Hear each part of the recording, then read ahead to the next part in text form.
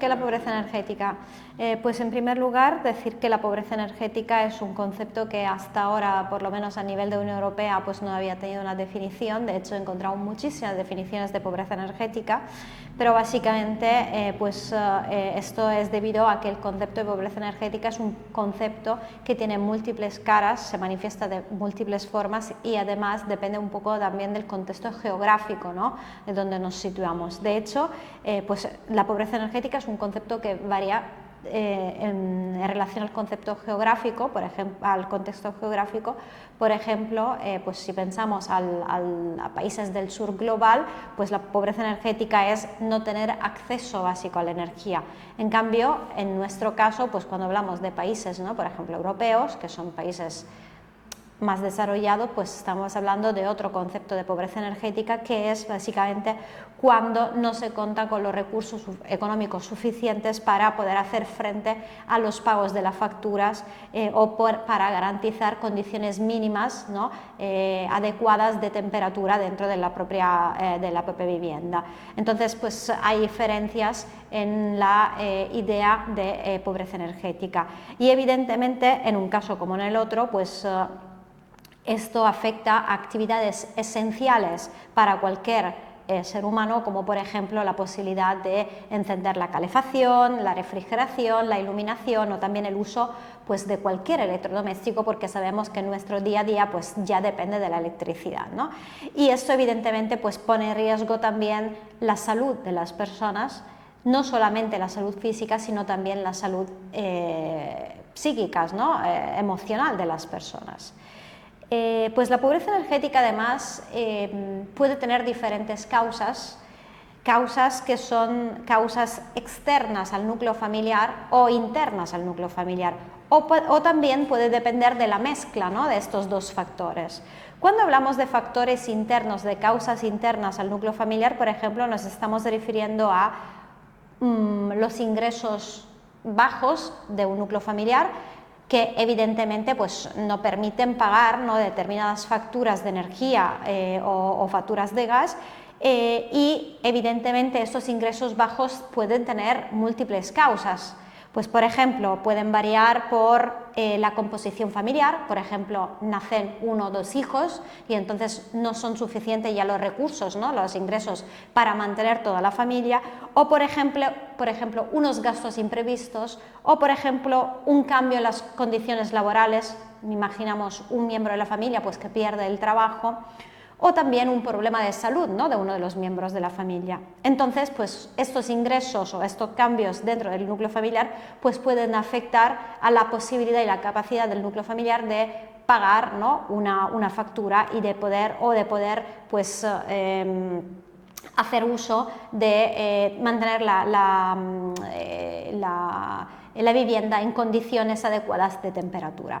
Pero además también tenemos que hacer referencia, por ejemplo, a la posibilidad de una vivienda que sea ineficiente desde un punto de vista energético. Por ejemplo, pues un piso que es muy viejo, un piso en condiciones de humedad, o por ejemplo que no tenga un aislamiento térmico, ¿no?, entonces que necesite pues de más recursos para calentarse o pues refrescarse en verano. ¿Y por qué hablo de calentarse o refrescarse? Pues porque justamente la pobreza energética siempre ha sido más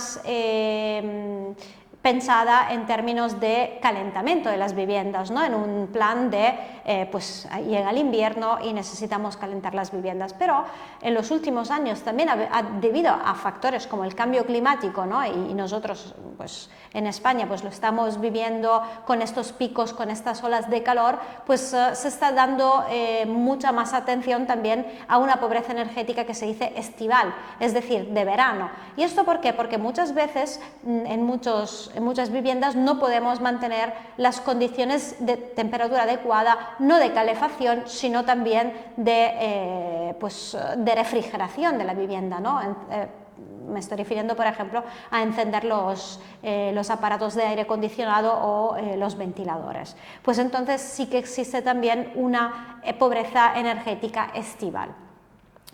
Y evidentemente además de esos factores más internos al núcleo familiar, también hay factores externos. Justamente antes nos estábamos refiriendo al cambio climático. Pues el cambio climático con estos fenómenos extremos o estas temperaturas siempre más extremas, ¿no?, que sean de frío o de calor, pues están aumentando el riesgo de pobreza energética. O también, pues otro factor externo puede ser el aumento del coste de la energía, el aumento del coste de la vivienda, sobre todo en el caso de viviendas de alquiler. También si pensamos que las viviendas de alquiler son las viviendas que normalmente, ¿no?, pues son las que menos están aisladas desde un punto de vista energético, porque son las que están son muy viejas o que están en peores condiciones, y también pues puede afectar la inflación que estamos viviendo últimamente, pues por ejemplo después de todos los conflictos, ¿no?, internacionales que se están dando en los últimos años. Por eso pues la pobreza energética tiene múltiples causas. Evidentemente puede ser dada por una de estas causas, pero también de un conjunto, ¿no?, de todas ellas. Y evidentemente pues puede afectar cualquier persona o cualquier núcleo familiar, pero tienen más riesgo de estar en situación de pobreza energética familias monoparentales o ancianos o personas inmigrantes o, por ejemplo, estudiantes, ¿no?, que comparten piso. Por otro lado, también tenemos que pensar que no hay una única manifestación de la pobreza energética. La pobreza energética tiene múltiples caras, ¿no? Se dice multifacética. ¿Por qué? Porque, claro, nosotros podemos detectar un caso de pobreza energética cuando una familia, un núcleo familiar, no paga unas facturas o unas facturas de energía, de electricidad, o por ejemplo, pues en casos de corte de suministro, ¿no?, por impago. Pero hay otros casos en los que la pobreza energética es más invisible. De hecho, se habla de pobreza energética oculta. ¿Y cuándo se dan estos casos de pobreza energética? Por ejemplo, en los núcleos familiares en los que se pagan regularmente las facturas de electricidad, pero no se mantienen las viviendas en condiciones adecuadas de temperatura. O, por ejemplo, cuando pues, se pagan las facturas normalmente, pero a expensa de otros gastos, ¿no?, que son básicos, como por ejemplo podrían ser gastos de salud o gastos relacionados a la escolarización de los niños, ¿no? Entonces, en este caso, pues evidentemente se trata de caras que son más invisibles de la pobreza energética, pero que evidentemente son pobreza energética y que afectan mucho a la calidad de vida de los integrantes del núcleo familiar y, como hemos dicho, a su salud física y mental. Y muchas veces, aunque no siempre, están muy vinculados también con familias en riesgo de exclusión social. Por ese conjunto de motivos, la pobreza energética realmente es un fenómeno muy difícil de detectar, pero también muy difícil de combatir, ¿no? ¿Por qué? Porque necesita, por un lado, de políticas públicas a diferentes niveles, tanto europeos como estatales, como también a nivel local, pero, por otro lado, también necesita de acciones y de medidas que sean individualizadas al núcleo familiar, porque evidentemente las diferentes causas, ¿no?, de pobreza energética tienen que ser paliadas con medidas específicas que ataquen estas causas concretas. Por otro lado, en cuanto a la pobreza energética, pues también tenemos que decir que la Unión Europea, como os decía antes, pues la Unión Europea hasta ahora no había tenido una definición de pobreza energética. ¿Esto por qué? Justamente, como os he dicho, es muy complicado tener una definición única de pobreza energética que abarque todos los estados de la Unión Europea. En cualquier caso, con la nueva directiva 2023-1791 tenemos una primera definición a nivel europeo de pobreza energética. Y la Unión Europea, cuando habla de pobreza energética, se refiere al fenómeno global, o sea, el fenómeno de pobreza energética, y en cambio, cuando habla de los sujetos que son afectados por ese fenómeno, habla de cliente o consumidor vulnerable. Y justamente, pues cliente consumidor vulnerable es el término que también utilizamos en España y en nuestra legislación. ¿Cuáles son las medidas, ¿no?, que se han llevado a cabo hasta el momento por España, pero también por parte de los otros estados, para combatir o paliar el fenómeno de la pobreza energética? En España, básicamente la medida, digamos, estrella, ¿no?, para combatir la pobreza energética es el bono social eléctrico.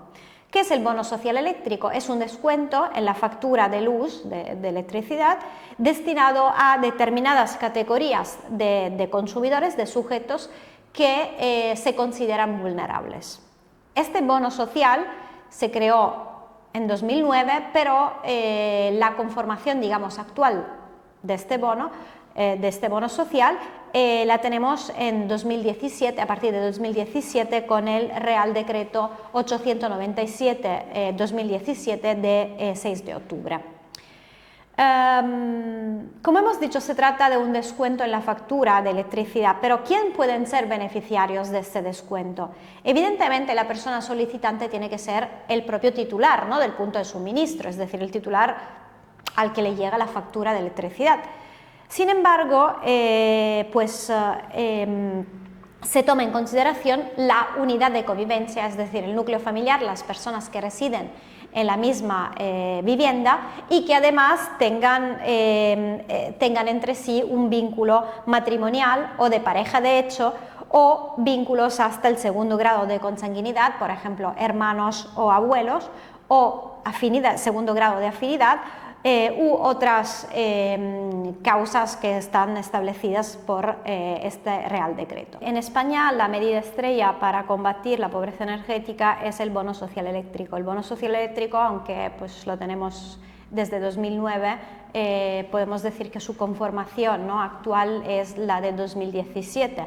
¿Y qué es el bono social eléctrico? Básicamente es un descuento en la factura de electricidad de determinadas categorías de consumidores que pues se consideran como consumidores vulnerables. ¿Quién puede ser beneficiario de este descuento en la factura? Pues en primer lugar se toma de referencia la unidad de convivencia, la unidad familiar, que debe tener contratada un determinado tipo de tarifa de luz que es conocida como el precio voluntario por el pequeño consumidor, que no la pueden ofrecer todas las compañías eléctricas, sino simplemente algunas que son llamadas comercializadoras de referencia.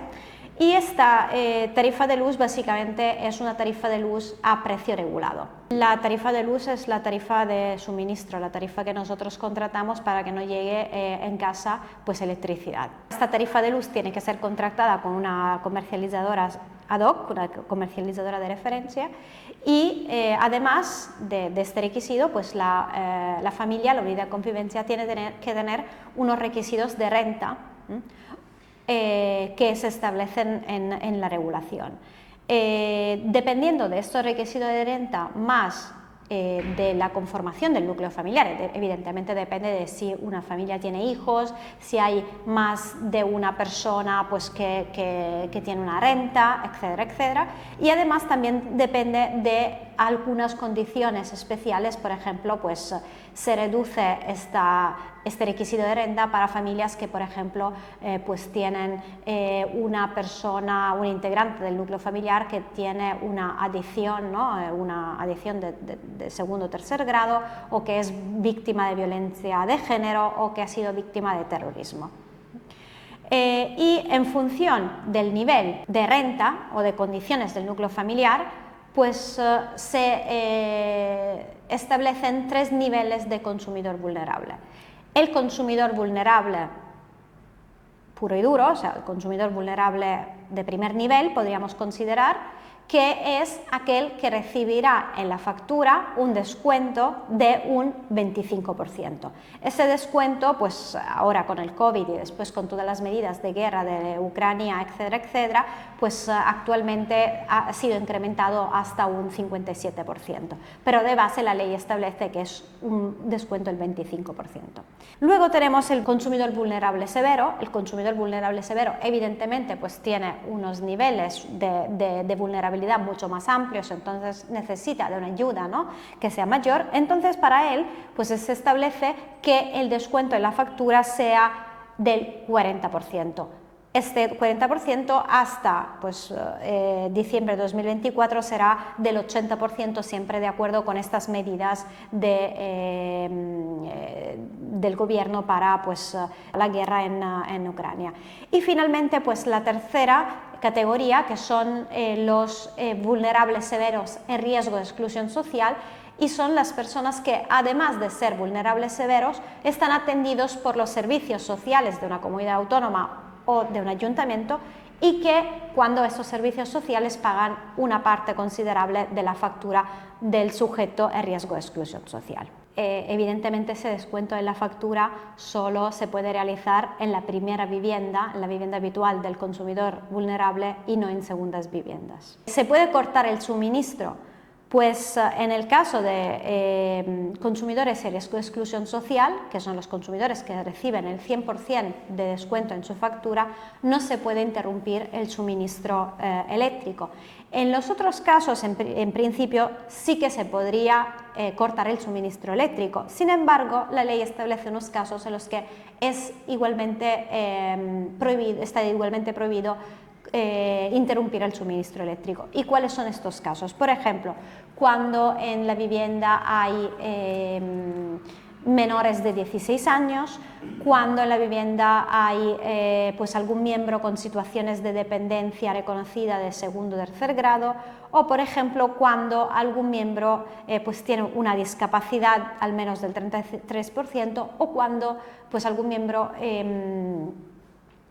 necesita estar conectado a un sistema, un aparato, ¿no?, pues para poder vivir. Además de estas medidas, también tenemos que decir que en los últimos años ha sido aprobado un bono social térmico.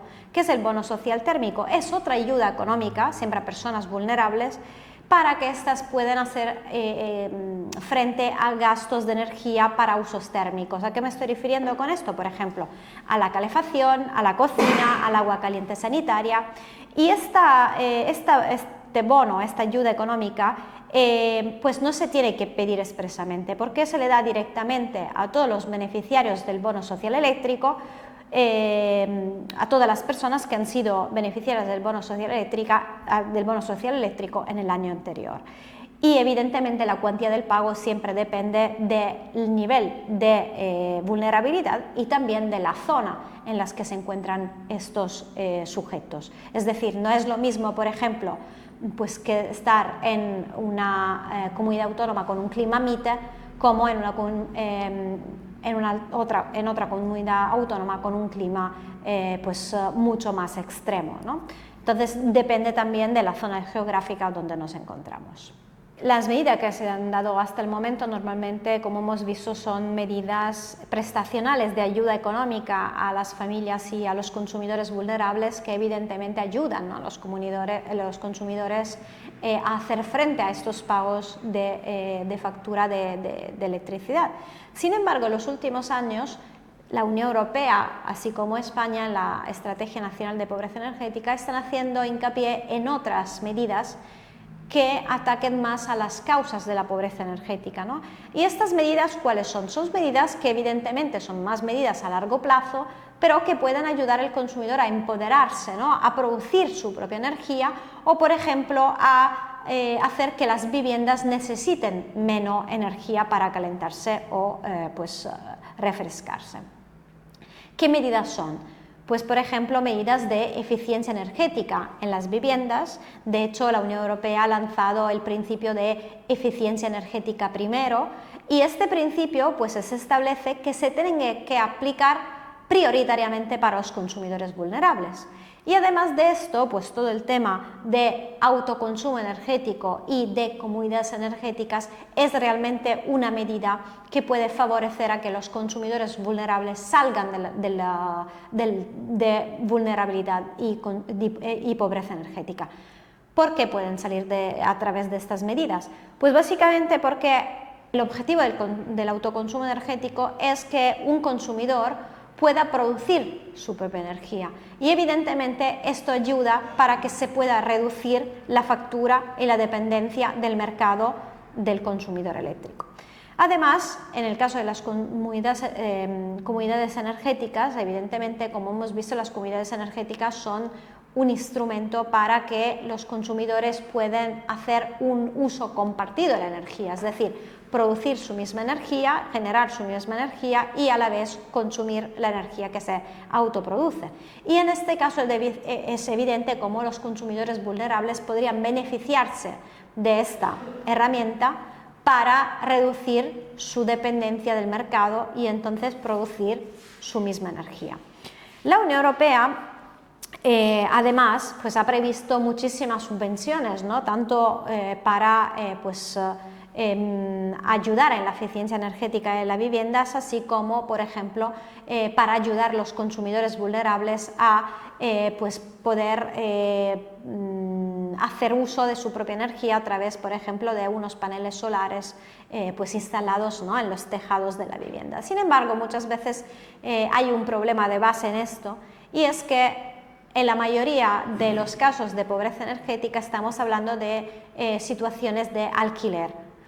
¿Qué pasa en estos casos? Que las subvenciones evidentemente se dan a titulares de la vivienda y que en el caso de alquiler, pues las personas en alquiler no pueden solicitar directamente estas ayudas, ¿no?, estas subvenciones, sino que deberían hacerlo directamente los titulares de la vivienda. En la regulación europea del último año se ha hecho hincapié en un nuevo derecho que podría ser disruptivo y podría aportar muchísimo como medida para combatir la pobreza energética, y me estoy refiriendo al derecho al consumo de energía compartida.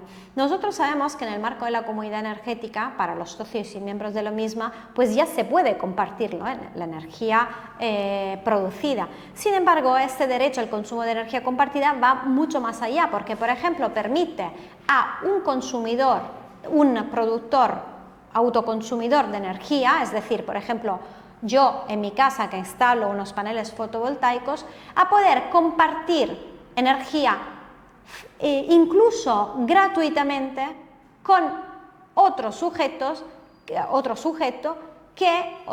consumidor que no tiene en su casa paneles solares. Y esto es muy interesante porque a través de este derecho es posible que un consumidor pueda beneficiarse directamente de energía producida de un vecino y reducir su pobreza energética y su dependencia, ¿no?, de la energía que provenga del mercado. Así que creo que este derecho al consumo de energía compartida puede ser una herramienta fundamental en un futuro para reducir la pobreza energética.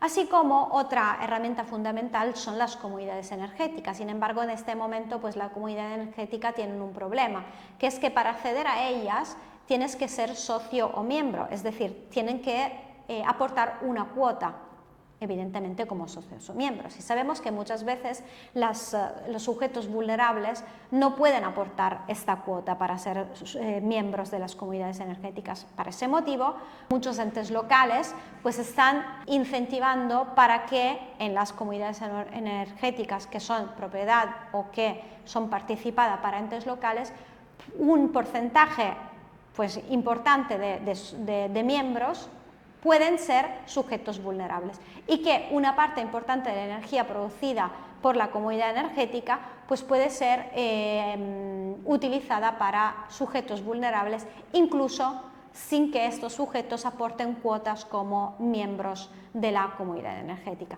Y en esto es muy interesante porque también el Fondo Social por el Clima prevé que las mismas comunidades energéticas pueden ser directamente beneficiarias del fondo, si evidentemente los estados lo prevén, y pueden ser beneficiarias del fondo cuando lleven a cabo acciones y medidas directas a incluir dentro de la misma comunidad energética sujetos vulnerables y evidentemente acciones para reducir la dependencia de estos sujetos de la energía que proviene del mercado.